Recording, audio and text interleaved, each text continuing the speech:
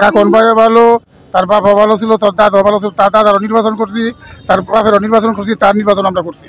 খুব ভালো লোক, কাকন ভাই খুব ভালো লোক। ওনার ভিতরটা সপরিবারেরই ভিতর ভালো, খুব ভালো।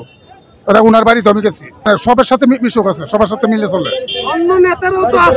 না অন্য নেতার মতন না, খুব ভালো লোক, সে এক নম্বর লোক, খুব ভালো লোক।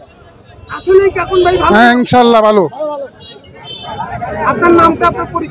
আমার নাম হলো মোহাম্মদ শামসু মিয়া, বাড়ি কামারকোনা।